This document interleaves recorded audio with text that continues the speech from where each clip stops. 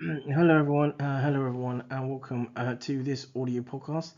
This audio podcast as part of conglomerate.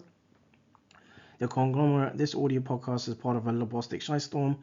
This audio podcast is part of a Storm and Battle and Chronicle, and this audio podcast as part of the Ztormish series and or edition. This audio podcast as part of a Storm Lobostics production. Through this audio podcast, I look at in around an overview of vascular endothelial growth factor or VEGF, and so to begin with to begin with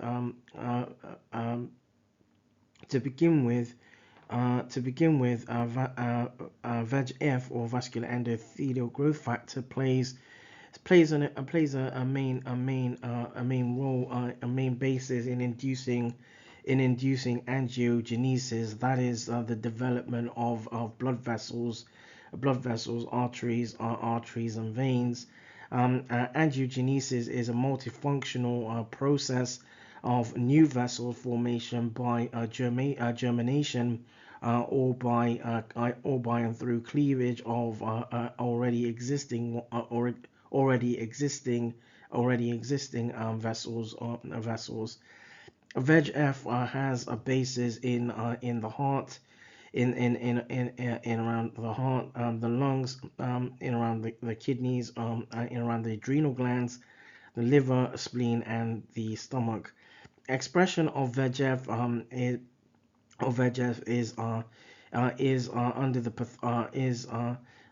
is primarily under pathology conditions. VEGF-A is produced particularly by endothelial cells, smooth muscle vessels, and macrophages, cardiac fibroblasts, lymphocytes, and megakaryocytes, monocytes, and platelets. VEGF is a pro-inflammatory cytokine, and it inhibits the formation of dendritic cells and promotes the expression of monocytes, leukocytes migration, and stimulates adhesive molecules, and the activity of CD34. Expression of VEGF-A also depends on hypoxia, angiotensin, endotoxin, and amongst other physiological pathophysiological parameters.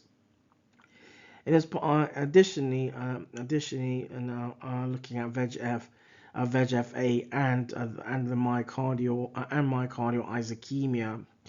So VEGF-A is the promoter of the collaterals formation in the ischemic myocardium, and VEGF-A has a positive effect on renal vascularization through the following mechanistics. Firstly, around selective mitogenic effect on endothelial cells. Secondly, stimulation of vascular endothelial cells. Thirdly, expression, proliferation, and regeneration of vascular permeability, where regeneration and vascular permeability. And fourthly, in around vasodilation by activating nitrous oxide synthase, and fifthly, where prostacyclin and inhibition of apoptosis, and where inhibition of apoptosis can occurs, and where additionally this then prompts matrix proteinase products as part of as part of as part of the as part of VEGF-A synthesis and process. VEGF also has thrombotic properties due to the activation of serine proteases, urokinase, plasminogen activator, and the thrombolytic enzymes generations. As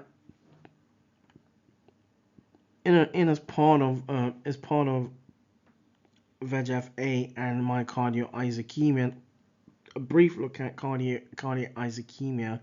So ischemia is a condition in which the blood flow is restricted or reduced in part of pathophysiology, and cardiac ischemia is a name given for decreased blood flow, and where decreased blood flow also results in reduced oxygen to the myocardium. Myocardial ischemia is responsible for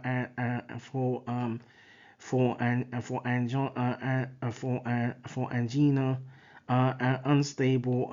unstable angina, and shortness of breath secondary to ischemic left ventricle dysfunction occurs with cardiac arrhythmias. As part of VEGF investigations, then, observe correlation between the level of VEGF-A growth and the degree of damage to blood vessels can be identified through VEGF investigations. Investigations have examined the associations in recipients with proven sclerosis between the level of VEGF-A in blood plasma and occlusion amongst the traditional risk factors. VEGF-A level in recipients with critical sclerosis in literature is evidenced as significantly higher than in recipients with normal coronary angiogram and non-critical stenosis. There has been evidence to indicate a positive correlation between VEGF-A and age, and negative correlation with VEGF-A and anemia. VEGF-A has been observed higher in recipients with total occlusion versus patients with partial stenotic injury. There is evidence to indicate increased levels of VEGF-A in recipients with ischemia. A brief look at VEGF-A and platelets. So platelets are an important source of VEGF-A, and the cytokine level growth in acute myocardial infarction can be explained by an increase in the number of platelets and an aggregation which leads to secretion of growth factors and alpha granules. In recipients with myocardial suppression, higher levels of VEGF-A gene expression and cortisol level reduction were detected or have been detected, indicating an increase in immune-mediated activity where there is platelet involvement. As part of VEGF angiogenesis and the coronary collaterals formation is important as an adaptation process in response to myocardial hypoxia. Increase in collateral circulation limits myocardial ischemia and precludes the spread of necrosis and improves the functional components or constituent bases of and in around the myocardium. The ability of VEGF-A to promote the development of collateral circulation has been demonstrated on the experimental models in laboratory animal investigations. The use of VEGF for therapeutic angiogenesis is in investigation has been performed by and through intracardiac administration of VEGF encoding genes. As a result, VEGF was observed to increase in a number of functioning capillaries, activation of capillary collateral circulation, improvement of microvascular regeneration, fibrosis reduction, and increasing myocardium contractility. VEGF-A is also characterized by cardioprotective effects, including angiogenesis and endothelial cells proliferation. Now looking at cardiomyocytes as producers of VEGF-A. So cardiomyocytes are a source of targets of VEGF-A which performs several functions through myocardium. VEGF-A is the main regulator of vascular permeability, and the angiogenesis induced myocardial angiogenesis whereby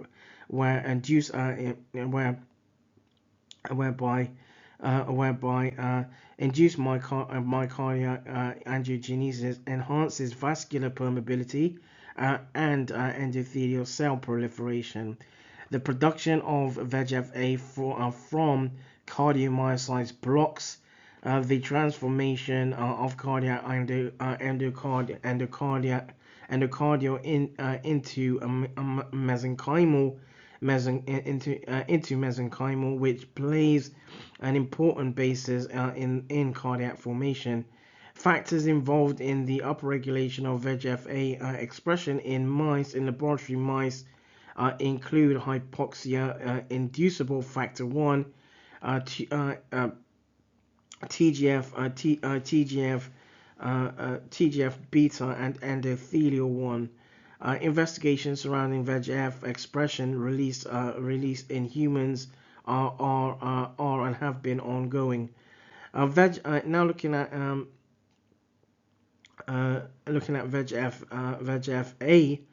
VEGF-A and cardiomyocytes.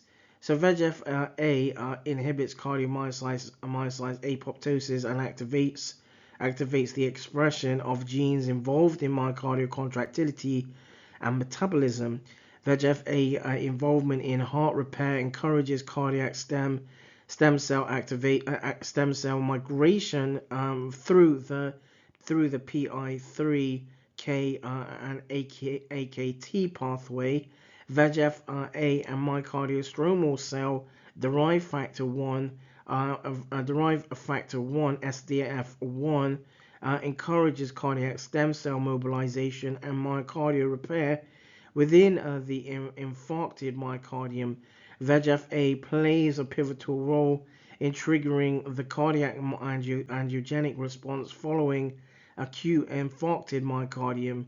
VEGF-A and VEGF-R expression is increased in the border zone and has been identified in laboratory rat investigations under laboratory investigations on the first day post myocardial infarction. Now looking at a sort of a summary as part of this this audio podcast on vascular endothelial growth factor. So angiogenesis is a process responsible for a greater variety of physiological and pathological mechanistics. VEGF-A remains a sort of a main regulator of angiogenesis.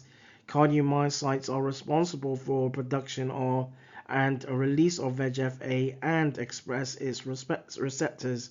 A lack of VEGF-A expression in cardiomyocytes affects myocardial angiogenesis, resulting in conditions that impair cardiac or myocardium function. That is specifically in around where there can be an impairment in around cardiac myocytes and the sort of the components that the blood or hematological components within the myocardium, which is primarily or can be affected, and then a lack of